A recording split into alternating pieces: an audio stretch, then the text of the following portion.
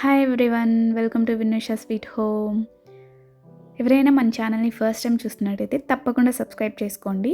ఈరోజు నేను బెండకాయ వేపుడిని ఎలా చేసుకోవాలో చూపించబోతున్నాను. ఈ బెండకాయ ఫ్రై కోసం నేను ఫస్ట్ బెండకాయలని ఇట్లా వాష్ చేసుకొని తర్వాత క్లాత్ తుడుచుకొని పక్కన పెట్టుకుంటున్నాను. అట్లా వాష్ చేసుకొని క్లాత్ తుడుచుకోవటం వల్ల కొంచెం పైన ముళ్ళుల్లా ఇట్లా గుచ్చుకుంటూ ఉంటుంది కదా బెండకాయ.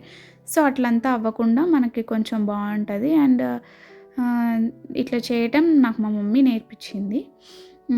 సో ఇప్పుడు ఇంకా నాకు తెలిసి నేను అదనుకుంటున్నాను రీజన్, బట్ మెయిన్ రీజన్ ఏంటో నాకు తెలియదు. మా మమ్మీని నేను ఎప్పుడు అడగలేదు. నెక్స్ట్ ఇట్లా బెండకాయల్ని కట్ చేసుకోవాలి బాగా. బెండకాయ కొంచెం సన్నగా కట్ చేసుకోవటమే బెస్ట్. మరీ లావు అంటే మరీ సన్నగా కాదు, మరీ లావుగా కాదు, ఇట్లా ఈ విధంగా కట్ చేసుకోవాలి. ఎందుకంటే అవి మరీ సన్నగా మనం కట్ చేసుకుంటే త్వరగా మాడిపోయే ఛాన్సెస్ ఎక్కువ ఉన్నాయి. అండ్ బాగా పెద్దగా కట్ చేసుకోవటం వల్ల ఏంటంటే సరిగ్గా వేగకపోవడము ఇట్లాంటి ఛాన్సెస్ ఉన్నాయి. కాబట్టి నేనైతే ఈ రేంజ్లో ఈ సైజులో కట్ చేసుకుంటాను. ఈ విధంగా మొత్తం బెండకాయలన్నిటిని కట్ చేసుకుంటున్నాను.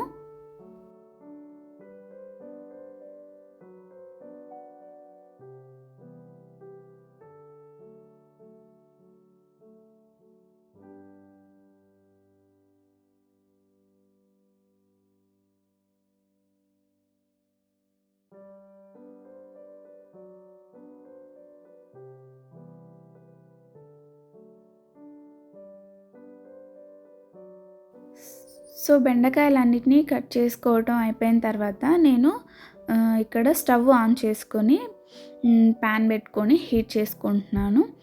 అందులోకి ఆయిల్ యాడ్ చేసుకొని, మనకి ఆయిల్ కొంచెం ఎక్కువే పడుతుంది, బెండకాయలు ఫ్రై అవ్వాలి కదా. సో నేను ఇక్కడ ఇంకా పోపు పెట్టేసుకుంటున్నాను.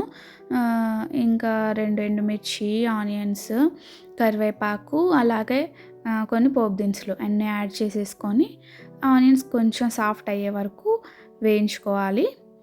సో ఆనియన్స్ కొంచెం వేగిన తర్వాత మనము ఇంకా డైరెక్ట్ బెండకాయలని అందులో యాడ్ చేసుకోవటమే.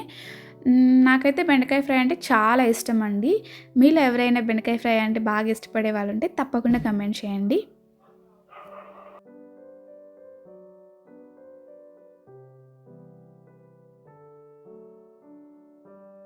సో ఇంకా మనం ఇట్లా బెండకాయల్ని ఇందులో యాడ్ చేసుకున్న తర్వాత నేను మీడియం ఫ్లేమ్లో మంటను పెట్టుకొని వేయించుకుంటున్నాను. హై ఫ్లేమ్లో పెడితే తొందరగా మాడిపోయి లోపలంతా ఉడకకుండా ఇలా వస్తుంది. సో ఇక్కడ సాల్ట్ కూడా యాడ్ చేసేసుకొని మనము దగ్గరే ఉండి దీన్ని ఫ్రై చేసుకుంటూ ఉండాలి. సో ఈలోపు మీరు వేరే పనులు ఏమైనా ఉంటే కూడా చూసుకోవచ్చు. అంటే అక్కడే కిచెన్లో ఏదైనా పనులు ఉంటే అవి చూసుకుంటూ ఇట్లా మనం ఇది ఫ్రై చేసుకుంటే దగ్గరే ఉండి ఫ్రై చేసుకుంటే మాడిపోకుండా నీట్గా ఫ్రై అవుతాయి అన్నమాట. లోపల కూడా బాగా కుక్ అవుతాయి. సో దానికోసం నేను ఇట్లా ఫ్రై చేసుకున్నాను. సో ఇట్లా ఫ్రై చేసుకున్న తర్వాత ఇంకా నేను ఫ్రై అన్నప్పుడు ఇట్లా పప్పుల పొడి ఉంటుంది కదా మనం తాలింపులో వేసుకునేది, అది యాడ్ చేసుకొని బాగా కలిపేసుకొని స్టవ్ ఆఫ్ చేసుకోవటమే. సో ఇంతే అండి, ఎంతో ఈజీ అండ్ టేస్టీ అయినటువంటి బెండకాయ ఫ్రై రెడీ అయిపోయింది. సో ఈ రెసిపీ మీకు నచ్చినట్టయితే లైక్ చేయండి, మీ ఫ్రెండ్స్ అండ్ ఫ్యామిలీస్తో తప్పకుండా షేర్ చేసుకోండి. Thank you for watching.